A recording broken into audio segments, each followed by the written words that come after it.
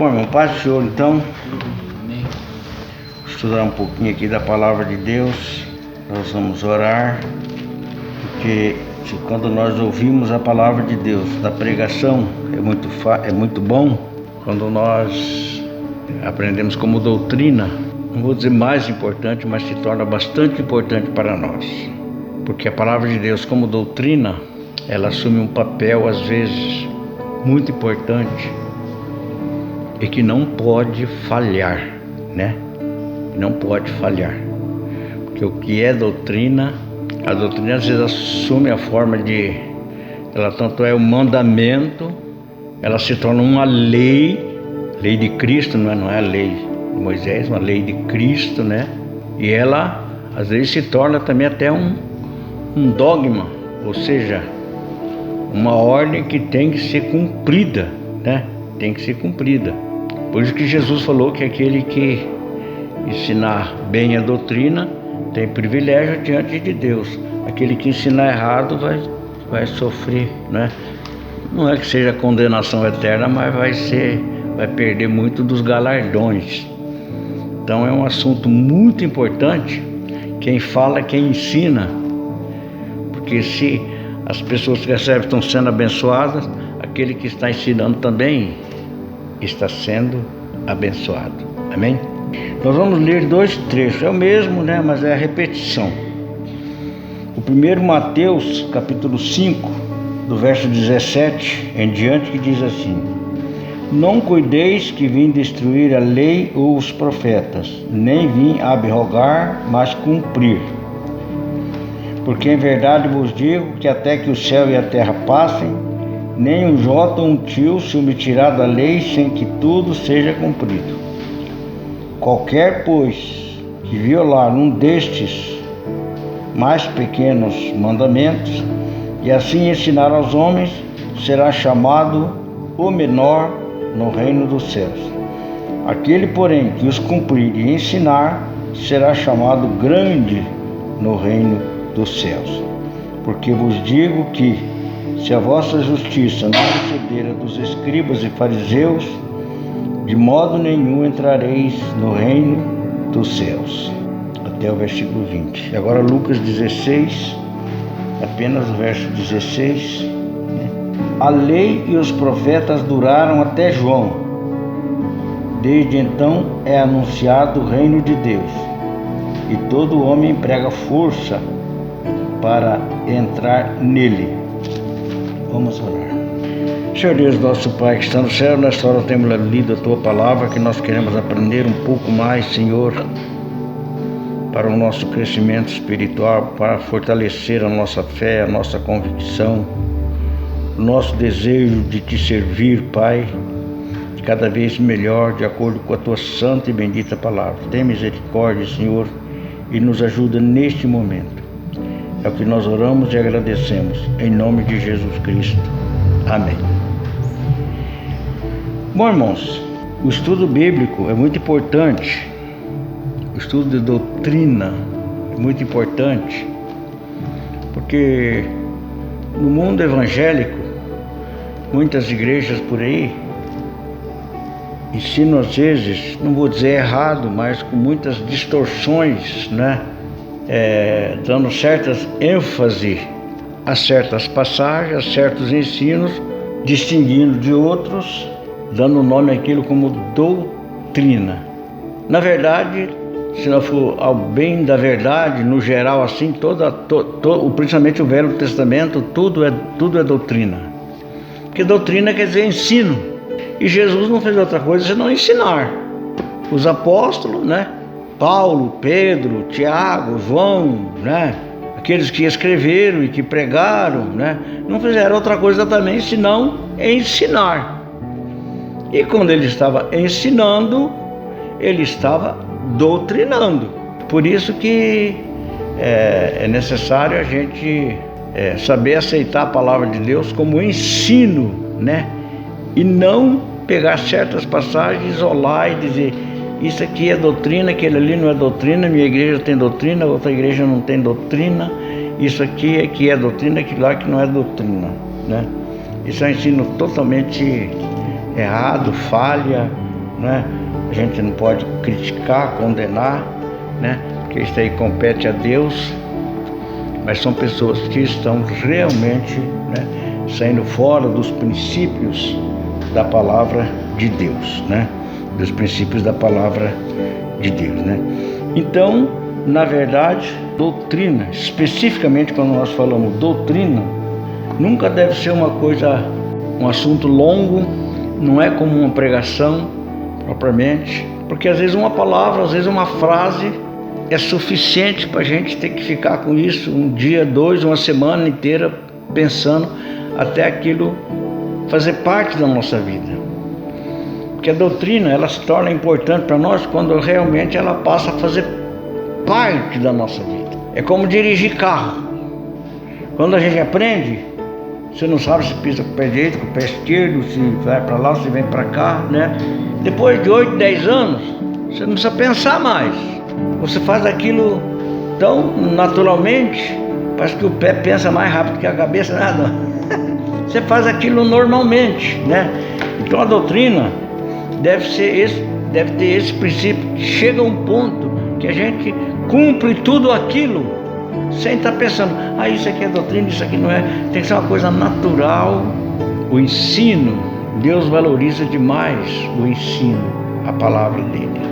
Porque a palavra de Deus, irmãos, esses dias nós comentamos aqui, então a gente falou um pouco para ter uma ideia assim da grandiosidade de Deus. Quem é Deus, né? No universo imenso que nós imaginamos, né? Adão, se só o Sol está a 150 milhões de quilômetros, isso dizem, né? Eu nunca medi, mas que está aproximadamente 150 milhões de quilômetros. E se não fosse uma camada de ozônio em volta da Terra, o raio solar chegaria na Terra aqui a 300 graus, não teria vida. Então, por causa da camada de ozônio, o calor é filtrado e ele chega a nós 40 graus, que é o que nós precisamos. Numa região, na outra, aumenta mais, diminui mais, mas a média é sempre essa. Então, irmãos, nós precisamos entender que as coisas de Deus, os ensinos de Deus, Deus é tão grande e perfeito, e Ele zela tanto por Sua palavra, que a palavra dele não pode falhar. Se Jesus disse, tudo o que pedir, crendo recebereis, tudo que você pedir, tudo que qualquer um de nós pedir, na mesma hora no céu, é dado uma ordem, o anjo para vir e trazer a resposta. Porque Deus não pode falhar. Ele prometeu, então Ele cumpre.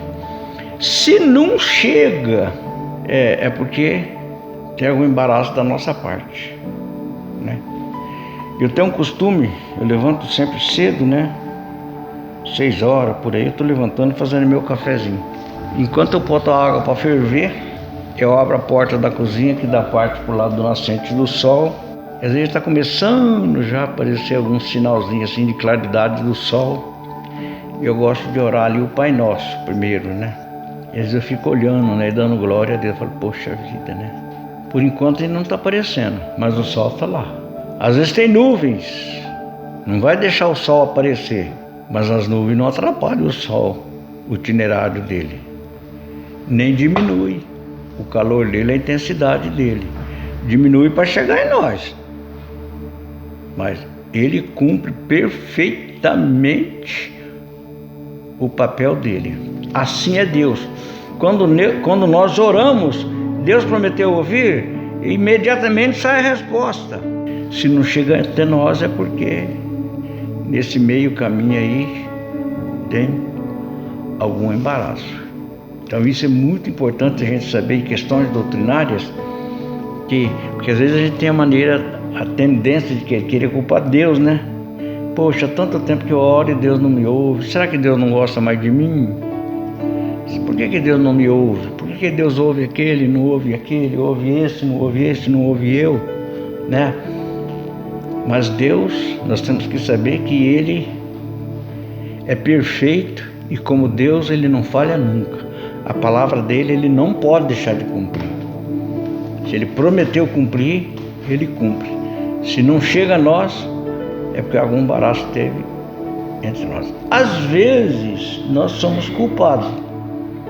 E às vezes pode até ser algum embaraço que nós nem somos culpados. Que nem sempre podemos ficar nos acusando a nós mesmos, né? Por exemplo, quando Daniel orou, no momento que ele dobrou o joelho e começou a orar, no céu saiu a ordem. Deus falou: olha, vai imediatamente lá e leva a resposta para Daniel. Mas o anjo levou 21 dias para chegar. 21 dias. Foi culpa de Daniel? Não, não foi culpa de Daniel. Quando o anjo chegou, 21 dias depois, o anjo falou: olha, desde o momento que você orou, saiu a ordem. Mas o príncipe da Grécia não me deixou chegar. Houve empecilho, o próprio diabo, né? Espíritos malignos estão aí tentando impedir. Então, às vezes, o que impede nós de receber uma oração, ou é uma fraqueza nossa, ou às vezes são espíritos malignos que não querem.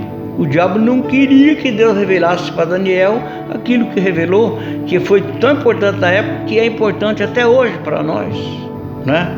Que é importante até hoje para nós, né? Então,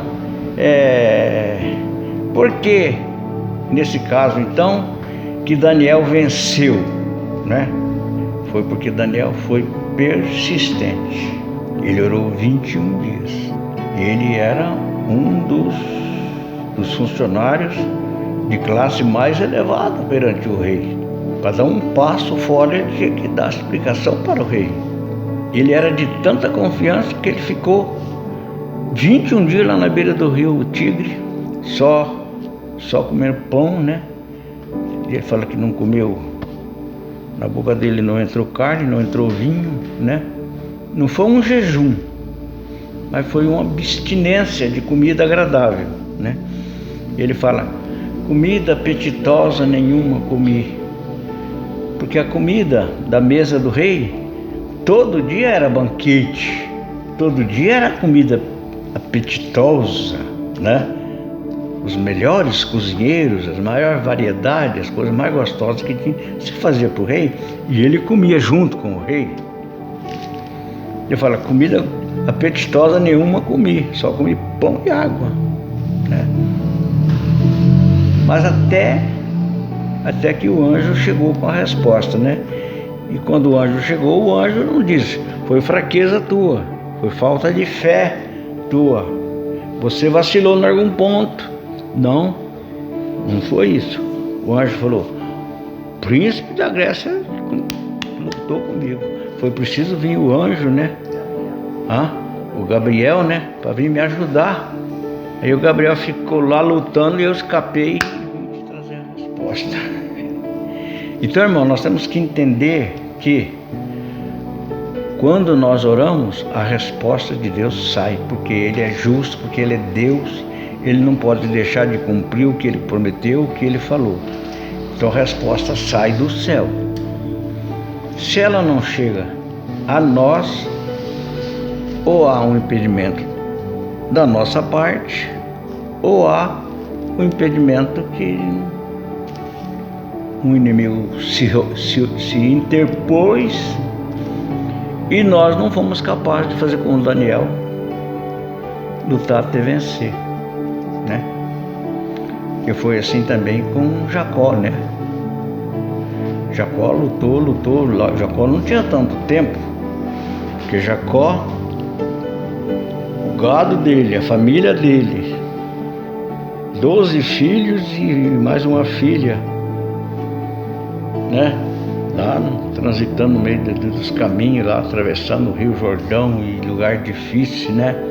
E muito gado, e o irmão dele vinha com 400 homens armados. O irmão dele, o Esaú, ainda estava alimentando a ideia de vingança. Apesar que ele tinha falado: quando meu pai morrer, eu mato meu irmão. E o pai não tinha morrido, mas ele falou: eu mato antes de chegar em casa, né? Só que aí Jacó foi orar, E o anjo, né, lutou com ele na forma de um homem, né? Por isso que fala que ele lutou com Deus e com o homem, né? Ele lutou e orou e se grudou no anjo, né? Quando começou a clarear, o anjo falou: deixa-me ir agora porque já está clareando o dia, né? E a decisão de Jacó então foi definida, né? Não te deixarei ir se não me abençoar. Agora que você me mata, eu me abençoa, mas eu não te deixo. Ele estava grudou, né? Ele achou um jeito de que nem o anjo podia escapar dele. Aí o anjo abençoou, né? E foi dali então que o Jacó passou a ser chamado Israel, né? Pai de muitas nações, né? Que Israel significa pai de muitas nações. Então, irmãos, nós precisamos entender que quando nós oramos, quando nós pedimos, se é um pedido que está de acordo com a vontade de Deus, nunca admita que essa resposta não saiu do céu. Nunca admita que Deus não te respondeu, porque Ele é justo e é perfeito, Ele não deixaria de cumprir. Tá certo que se existe falha, culpa, pecado, aí, né? É que nem quando eu fico olhando o sol ali nascer. Quando tá bem limpinho, né? Parece a primeira beiradinha do sol, você já vê lá. Mas quando tem nuvem, dá 9 horas e o sol não apareceu ainda, porque tem empecilho, né? Porque tem alguma coisa tampando. Então, irmão, nós temos que entender que na oração Deus sempre ouve. Não vamos admitir nunca Deus não ouviu minha oração. Só se você fizer um pedido que é contrário à vontade de Deus.